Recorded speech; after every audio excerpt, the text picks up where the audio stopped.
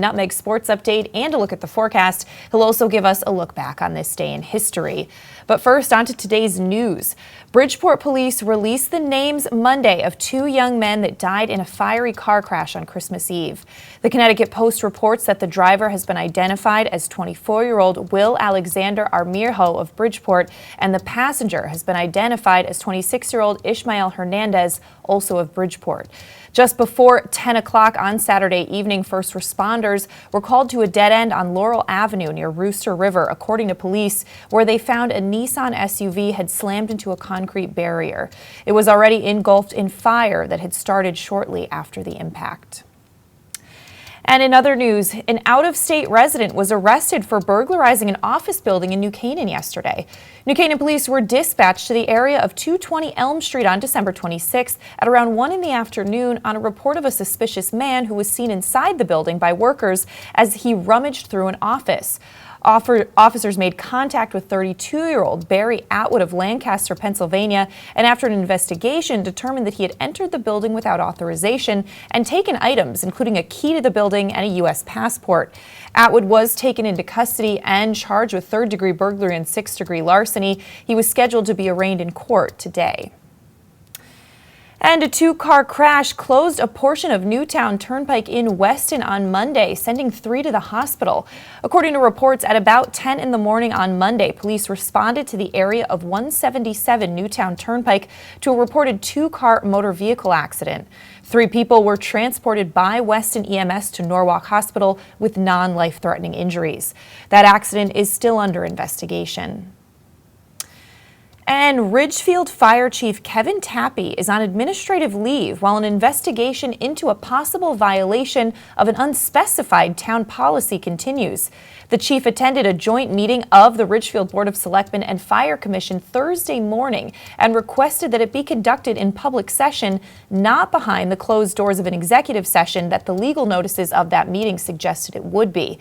Town Director of Human Resources Lori Fernandez is conducting that investigation into a possible violation of a policy.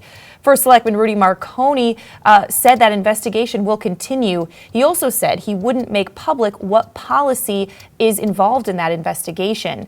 No one from the town administration would also respond to requests on what that town policy might be, but you can get much more on that story at theridgefieldpress.com.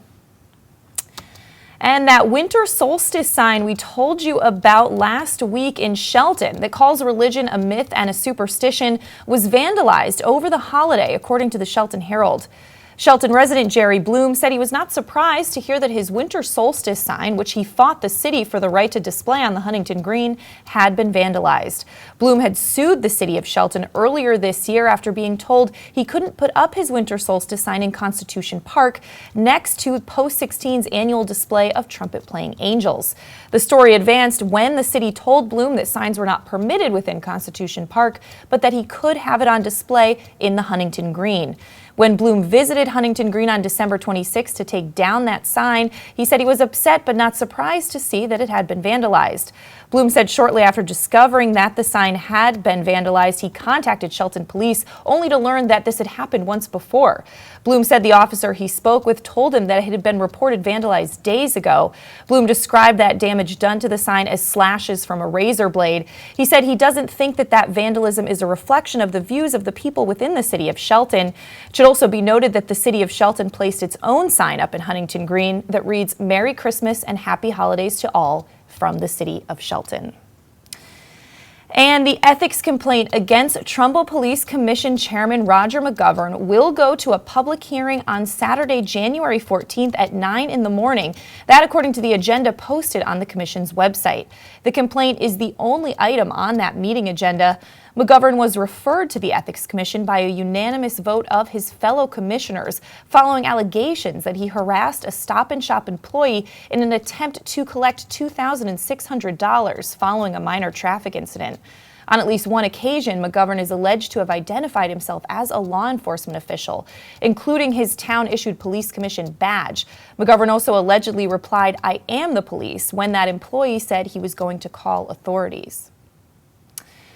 And 2 Stratford firefighters were injured late last Wednesday as they worked to extinguish a fire on Huntington Road. Stratford Fire Marshal Brian Lampart said Thursday that firefighters responded to that blaze at 472 Huntington Road at about 10:15 at night. Lampart said firefighters responded to the large volume fire working its way through the first floor of a 2-story single-family home.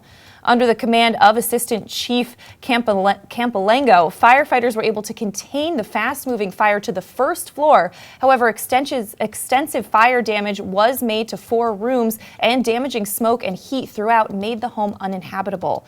Lieutenant N1 firefighter were overcome by the blaze as they entered the front door, causing some minor injuries. Both have since been released from the hospital. But we are going to switch gears now and throw it over to Donald Eng for a look at the forecast and for Frank Granito today. Don, happy to have you. Great to be here, Kate. Thanks.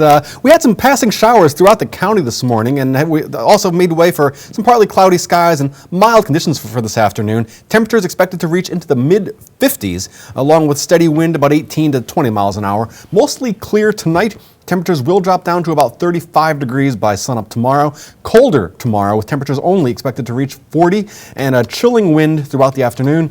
Sunny skies tomorrow morning, but partly cloudy as we head into the afternoon. Increasing cloud cover overnight Wednesday, and we get ready for a rainy Thursday in Fairfield County. It's going to be cold with temperatures in the low 40s, off and on periods of rain throughout the day, continuing through the early evening before it clears up a little bit overnight heading into Friday morning, where we may see a few snow showers here and there. So that's going to do it for the weather update. Back to Kate. All right, thanks so much, Don. Well, we are going to step out for a break. When we come back, Donald Eng will take a look back on this day in history. He also has your Nutmeg Sports Update, and we have some more local news coming up after this. At Hoyt Livery, our goal is to always... Sam, what are you doing? We're filming a commercial. I'm checking out the new Hoyt on the Go app.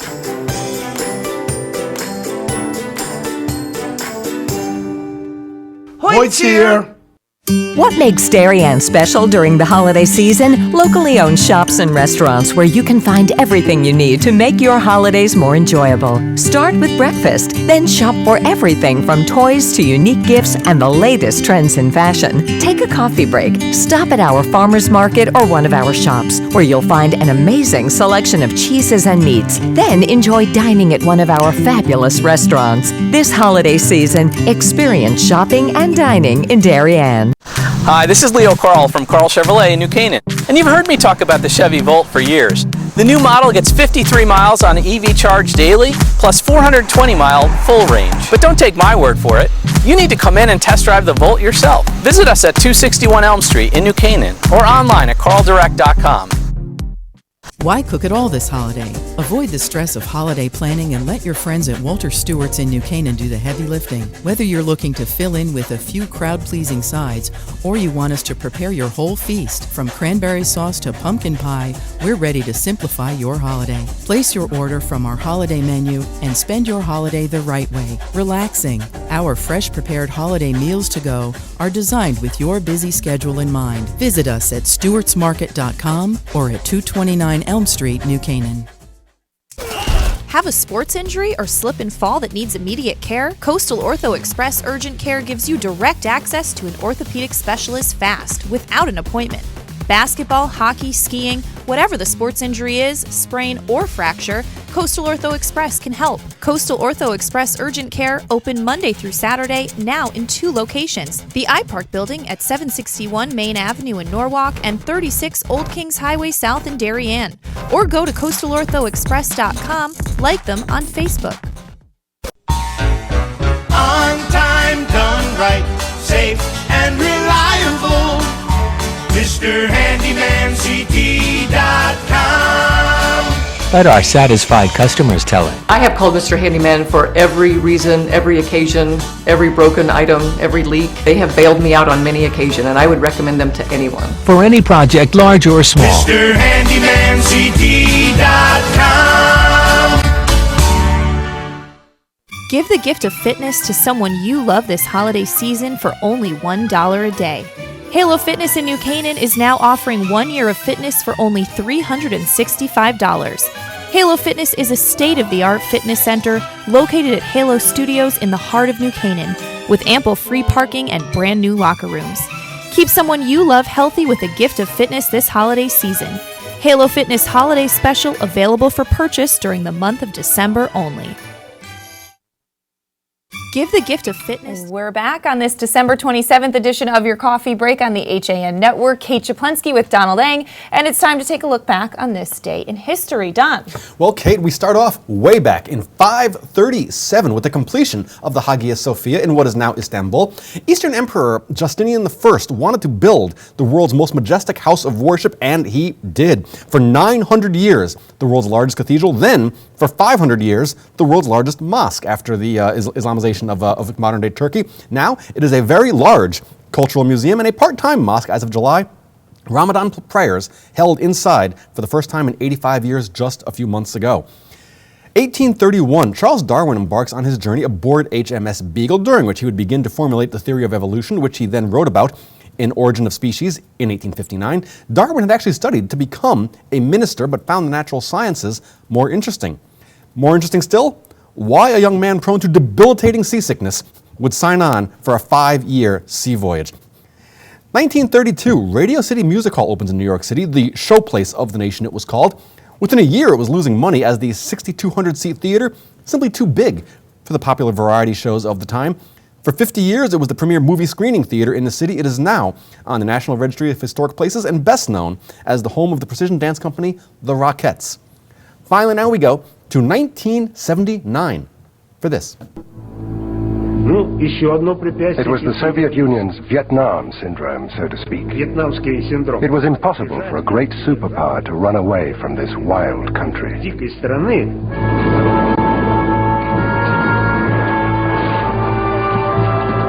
The United States supplied billions of dollars of weapons to unlikely allies, Islamic fundamentalists.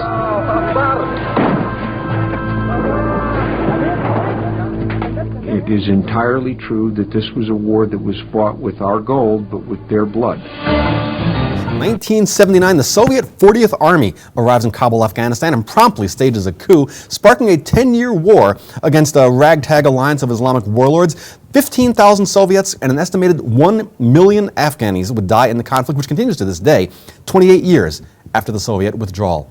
That is your look back in history for today, December 27th, and I'm Donald Eng. All right, thanks so much, Don. Now, I know Frank Granito is getting ready for today's boys hockey game between New Canaan and Darien. That's going to be at 4 o'clock. So Don is also filling in with a Nutmeg Sports update. Yeah, well, yesterday we had the semifinals of the Fairfield Holiday Basketball Tournament featuring Ludlow, Ward, Fairfield Prep, and Notre Dame of Fairfield. In Game 1, Ward cruised past ND with a 71-54 victory to advance to the championship game, where they will play the Jesuits of Fairfield Prep as they hung on for a 60-59 win over Ludlow, setting up a Ward versus Prep championship game. Don't forget, today we will be covering the Norwalk Holiday Championship and consolation games, not today, on Thursday of this week. That tournament features Norwalk High, Brian McMahon, Capital Prep, and Barlow. This afternoon, as Kate mentioned, we will be live at the Darien Ice House for the latest installment of the New Canaan-Darien rivalry. The two teams will face off for the first time on the ice this season. New Canaan comes in with a record of 2-0, finds itself ranked number 1 in many of the state power rankings. Darien 0-2 on the season, falling in overtime 3-2 to Fairfield Prep last week in a rematch of last season's state championship game. Puck drop set for 4 o'clock. Coverage will begin from the Ice House at 3:50 this afternoon. That will do it for this Nutmeg Sports Update. We go back to Kate. All right, thanks so much, Don. Well, back to local news today. A Stamford woman reported a pair of diamond earrings valued at $4,300 stolen in Darien. She told police those earrings went missing after a trip to Splash Car Wash on December 2nd. She realized those earrings were missing shortly after leaving Splash and immediately returned to the business to search for her jewelry. She told police a manager at Splash helped her search the car and went on to inspect the contents of the vacuums at the shop. Unfortunately, those earrings were not found. Police say that investigation is still ongoing. And an important post-Christmas tip from Connecticut State Police. They say don't advertise all those great gifts you received for Christmas, which can be spotted by criminals. Break down boxes and put them in the appropriate bins so thieves are less tempted to do their after-Christmas shopping in your home. And in other news, empty, long neglected, and deteriorating, the house in Ridgefield at 28 Katuna Street beside the post office, home of the late Helen McGlynn Cumming for 69 years, was demolished December 23rd, as you can see in this video from the Ridgefield Press. The property had been purchased by the owners of the adjacent shopping center that includes the post office and has been leased to the U.S. Postal Service since 1982. With no one living there, that building was left to the elements and had been deteriorating for more than a decade. Neighbors viewed it as an eyesore and a safety hazard. Ridgefield First Selectman Rudy Marconi had once tried to save and repurpose that house, but was unsuccessful. A lot more on that story at theridgefieldpress.com. But we're going to step out for a break, and when we come back, we're going to recap some of the top stories we're following on your coffee break after this.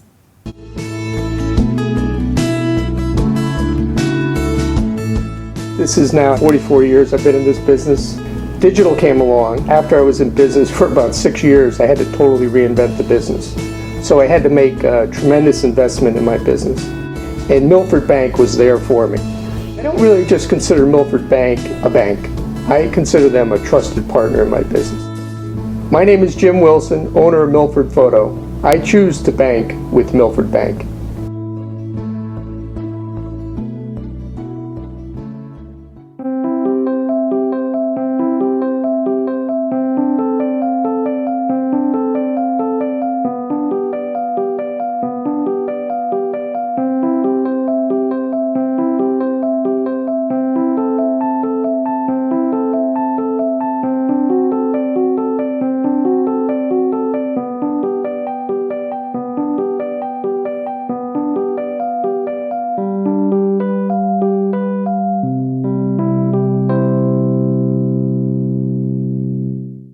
Are you ready for winter? Ski and Sport has everything you need to be fully outfitted for the season. A family-owned and operated business with over 40 years of experience, Ski and Sport's 3 convenient locations in Fairfield County offer top-quality, high-fashion ski and winter wear. In addition to clothing for men, women, and children, we also offer seasonal rentals for the entire family. Stop by our stores on 1 Ethan Allen Highway in Ridgefield, 877 Post Road East in Westport, and at 110 Main Street in New Canaan, or visit us at skiandsport.net.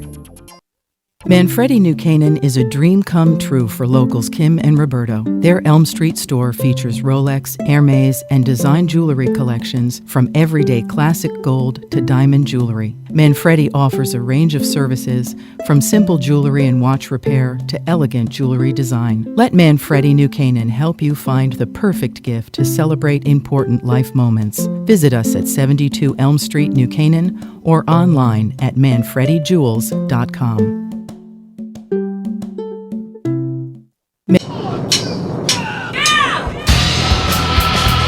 I'm Frank Granito. And I'm Donald Ing for the HAN Network. Tune in to Nutmeg Sports Monday through Thursday, where we bring you all the top stories from Connecticut sports. From highlights to player interviews and expert analysis, no one gets you closer to Connecticut's games than Nutmeg Sports. Nutmeg Sports, now Monday through Thursday at 2 p.m. on the HAN Network.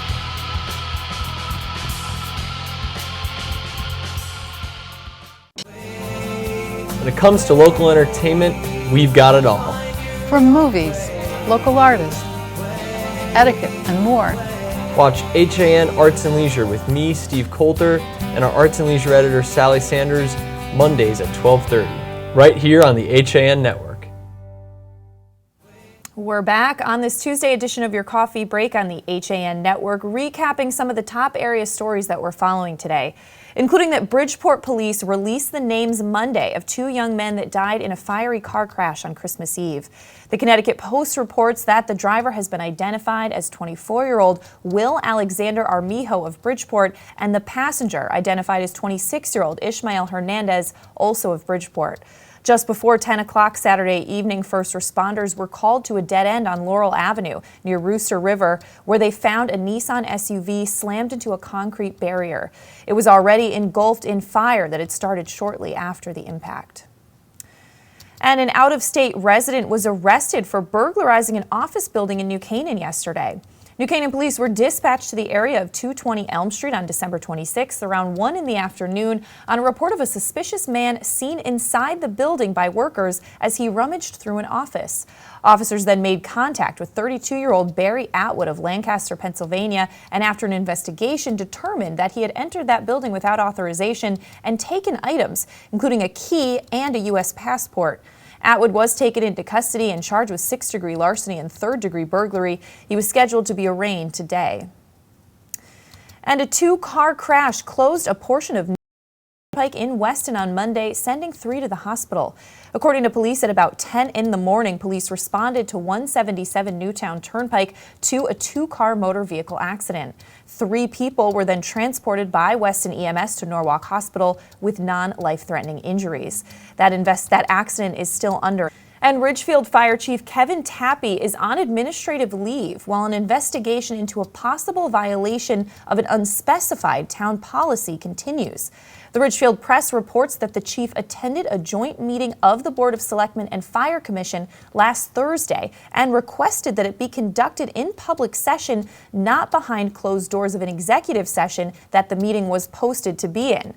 Town Director of Human Resources Lori Fernandez is conducting that investigation into the violation of a policy. First Selectman Rudy Marconi said that is ongoing and he would not make public what that policy is.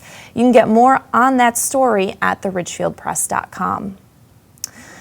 And that winter solstice sign in Shelton that we told you about last week, the one that calls religion a myth and a superstition, was vandalized over the holiday, according to the Shelton Herald.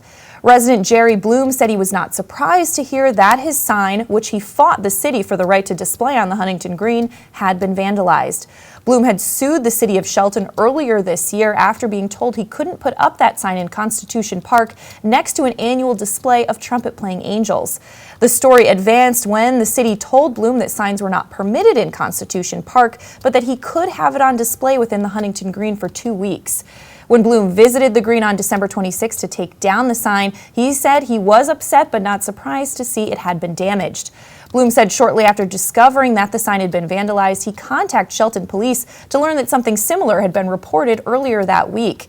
He said the officer he spoke with told him that it had also been reported vandalized a few days ago.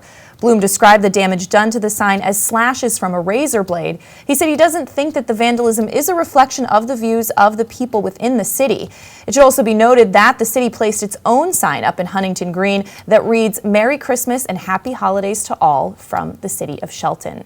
More on that story at sheltonherald.com.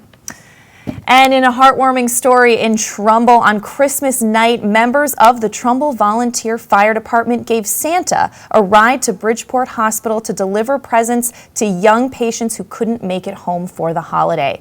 This is a long tradition of the Trumbull Volunteer Fire Company, and for the first time, Long Hill Volunteer Fire Department assisted and brought along their decorated fire truck. The truck and present delivery were a huge hit, according to volunteers. Very cool story there.